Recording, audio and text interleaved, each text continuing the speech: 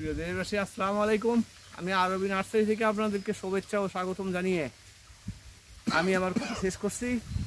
দেখেন, এই যে জিও ব্যাগে আপনারা অনেক সময় চারা চান, যে আমের চারা বিভিন্ন জাতের। দেখেন কতগুলো কলম আছে এখানে, প্রায় 15 প্রকার, 15 থেকে আরও বেশি। এই যে একটা জোড়া, এই একটা জোড়া, এই যে একটা জোড়া, এই যে একটা জোড়া আপনারা দেখতেই পাচ্ছেন। তারপর এই যে আরও জোড়া, এই যে একটা জোড়া, এই যে জোড়া, এই যে জোড়া। হ্যাঁ, একটা গাছে অন্তত 15-20, আমি বলবো না, 15-এরও বেশি প্রকার আমের চারা, আমের ইয়ে আছে, জাত আছে।